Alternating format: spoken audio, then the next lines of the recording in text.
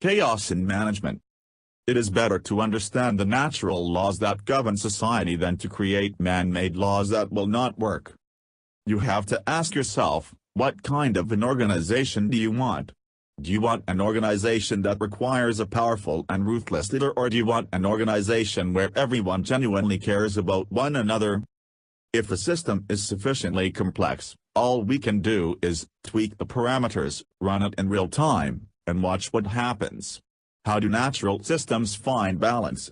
They have no choice, it is either balance or oblivion. All natural laws retain the balance contained within the scope of that law. No man-made law can do this. In societies where natural laws are in operation, lawyers are rare, but in societies where these laws have been subverted, you will see an escalation of litigation. Having an overwhelming sense of entitlement is not a virtue.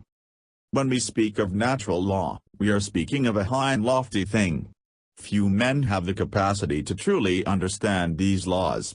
They dabble at power and control and dig for themselves and others a pit from which no man can escape, and on the law returns and covers them over. As a process passes through a system, a hierarchy emerges. The form of variation is scale-dependent. Society as a whole can be thought of as a system. Because value creation is such a subjective thing, our metric must be the system itself. This is the idea of the ends justify the means, but there is a caveat. We have a feedback loop which causes the means to feedback in a manner that is very difficult to predict. The principles involved can be stated as extreme sensitivity to initial conditions, criticality at the edge of chaos, resolution and scale, nested hierarchies and unpredictable results. Your influence on the system depends on what you are connected to, along with the system's influence on you. Your values branch out into the network of associations and connect to possibilities.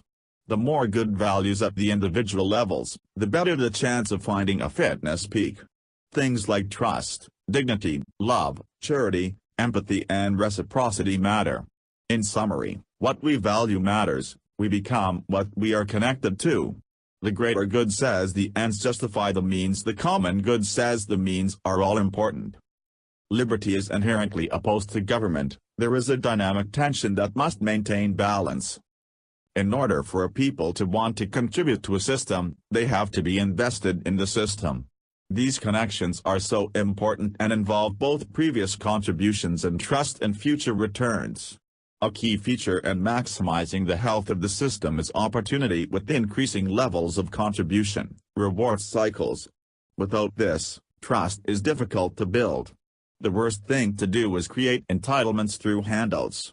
The main point, trust is built slowly over time and can be destroyed very quickly. Handouts destroy productivity when overused. Under the proper conditions, an amazing amount of prosperity can be created. Positive emergent behaviors require liberty, community, investment, trust, etc.